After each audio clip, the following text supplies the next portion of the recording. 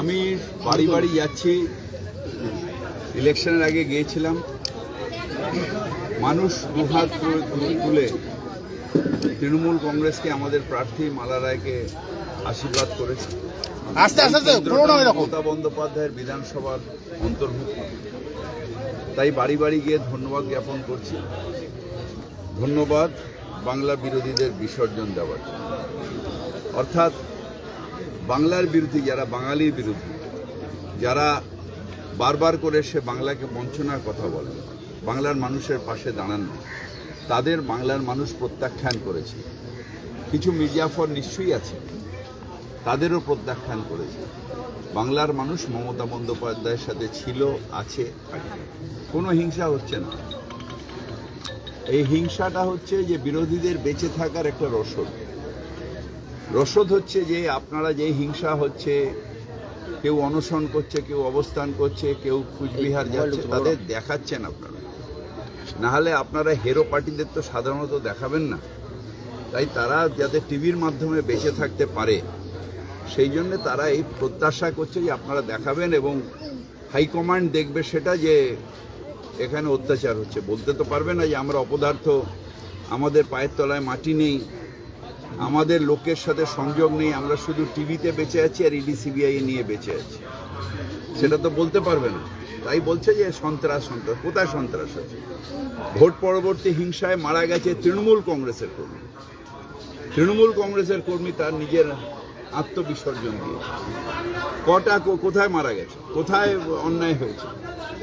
কিছু জায়গায় হতে পারে সেটা পাড়ায় পাড়ায় সারা বছর হয়, পার্সোনাল গ্রাজ, জ্যাঠার ছেলের ছেলে কাকার ছেলের গন্ডগোল, কোথাও জমি নিয়ে বিবাদ, সেগুলো সারা বছর থাকে, সেই law and order police control করে।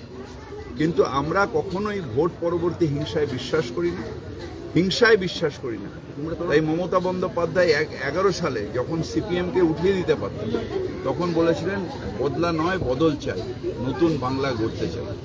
বাংলার মানুষ নতুন বাংলা দেখছে, তাই ভোট দিচ্ছে।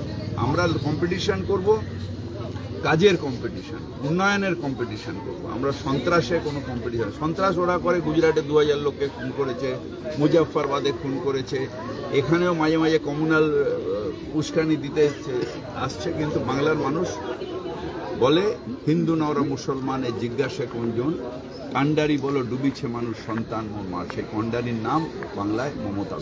হচ্ছে বিপ্লব দেব হচ্ছে সন্ত্রাস মাস্টার। ত্রিপুরায় আপনাদের আর্কাইভে আছে যে কিভাবে অত্যাচার হয়েছে। ত্রিপুরায় নিজেরা কিভাবে বিরোধীদের ভোট দিতে দেয় না, কিভাবে নমিনেশন দিতে দেয় না, কিভাবে আমরা যখন গেছি ঘিরে ধরে আমাদের ওপরে আটকে রেখে দেওয়া হয়েছে, কিভাবে আমাদের কর্মীদের ওপর সন্ত্রাস হচ্ছে, এটা সব মাস্টার হচ্ছে বিপ্লব দেব। সে সন্ত্রাসের কথা কি হয়? সে তো নিজেই সন্ত্রাসবাদী, তাহলে সে সন্ত্রাসের কথা কোথা দিয়ে বলবে? আসলে কাজ নেই তো খইভাজ, বিপ্লব দেবকে পাঠিয়ে এখানে একটা নতুন নাটক বিজেপি করছে। কিচ্ছু লাভ হবে না। বাংলার মানুষ মমতা ব্যানার্জির পাশে আছে, থাকবে। 2-4টে আসন যেটা ওরা পেয়েছে, আমি চ্যালেঞ্জ করছি, আমিও ঘুরে এসেছি নর্থ বেঙ্গল, বিধানসভায় 0 হয়ে যাবে। এখানেই যাক, যে যেখানে যাক, আপনারা ছবি তুলুন, কিন্তু লাভ কিছু হবে না, কারণ বাংলার মানুষ মমতা ব্যানার্জির সাথে আছে নিশ্চিতভাবে। এটাও বিজেপির একটা, দেখবেন সবকটাই, কালকে আজ সকালেই কাগজে পড়লাম, একটা গুন্ডা বসে আছে বিহারের জেলে, সে এখানে এসে টাকা তুলছে, তার কিছু চেলাকে পাঠাচ্ছে, সোনার দোকান লুট হচ্ছে বিহার ঝাড়খণ্ড থেকে। মমতা ব্যানার্জি বলেছেন যে বর্ডার সিল করতে, পুলিশকে স্ট্রিক্ট হতে। আমরা বাংলা বিরোধীদের ডাকাতিও করতে দেব না, সন্ত্রাসও করতে দেব না।